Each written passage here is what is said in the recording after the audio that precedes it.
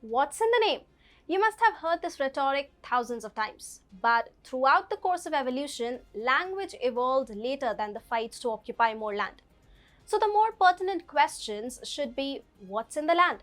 Well, the answer is pride, prejudice, history, and emotional attachment, among other things. Otherwise, the United States and China would not have been fighting over Taiwan. Hi and welcome to TFI English, the national socio-political analysis arm of the TFI Media Group. I'm your host, Tejasvi Malhotra, and if you haven't subscribed to the TFI English channel yet, please hit the subscribe button and press the bell icon to receive all the latest updates. Coming back to the story, I'm here to tell you about China's increasingly hard-line stand on One China policy. Let's begin. It is a big lie that the world has become a more peaceful place after the Second World War. It has not. Though it is true that mass-level conflicts have been replaced by minor skirmishes, for one, the United States and China keep getting embroiled on Taiwan's sovereign status. Turns out, amidst the ongoing Ukraine-Russia crisis, Democrats in the USA are looking for new conflicts to keep their military industry complex happy.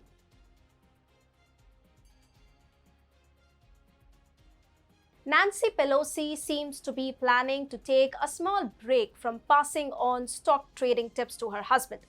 The 82-year-old Speaker of the United States House of Representatives is planning to visit Taiwan in August. According to a report by the Financial Times, the purpose of Pelosi's visit is to support the Taiwan. If the trip goes through as reported, then it will be the first visit to Taiwan by a senior lawmaker of the United States in 25 years. In 1997, Republican Newt Gingrich had visited the region when he was in opposition.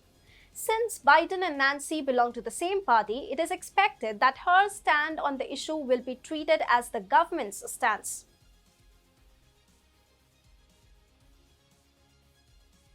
It is not the first time that both countries have come at loggerheads over Taiwan. China and Taiwan separated in 1949, but China still considers it a part of mainland China, while Taiwanese leaders disagree with that opinion. During the initial years of Cold War, the USA and China were on different ends of spectrum. However, around 1970, both countries started to increase their partnership in an attempt to contain the rise of USSR. The current US-China relationship is based on three communiques issued by both countries in 1972, 1979, and 1982. Under these documents, the United States has expressed its full agreement to One China policy. However, in accordance with its purpose of existence, USA has flip-flopped on its stance as well. In mid-90s, Bill Clinton allowed Lee Teng-hui, Taiwan's first democratically elected president, to visit the United States. In spite of China and Taiwan working on one country, two systems, perceiving it as anti-China policy, Chinese Communist Party test-fired missiles. Clinton too responded with the biggest display of America's military might in post-Vietnam War era.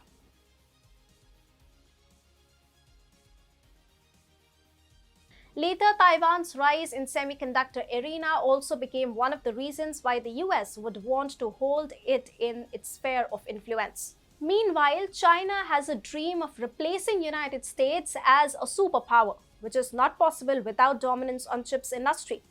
Additionally, Xi Jinping has carved out an image of imperialist among his party colleagues as well as other members of the CCP. It will be political suicide for him to skirt off his hands from Taiwan.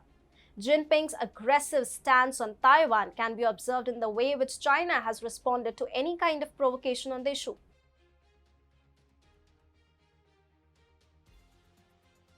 Pelosi had made similar announcements in April as well.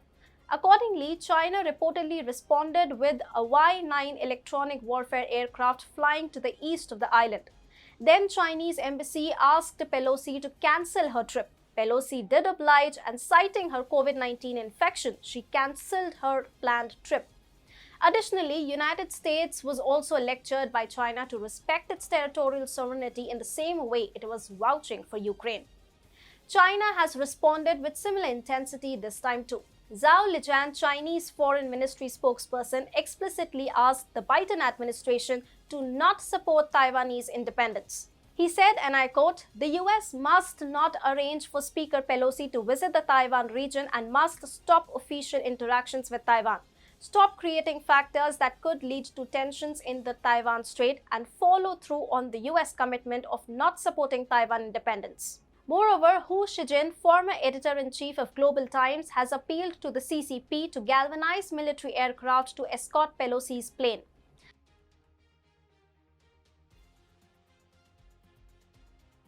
Meanwhile, it seems as if Joseph Biden has got the message loud and clear. He seems to have developed an understanding that Chinese military is superior to the United States. Well, in one way, it is true as well. US military is in constant decline, and it is now facing man-force shortage as well. President Joe Biden said on Wednesday that US military officials believe it's not a good idea for House Speaker Nancy Pelosi to visit Taiwan at the moment. The United States knows that its decline is near. China is a competitor. This is one of the reasons why Taiwan dominated this year's Quad Summit as well. Xi Jinping is set to face his Politburo later this year, while Biden will be facing midterms. It will be an interesting duel to watch.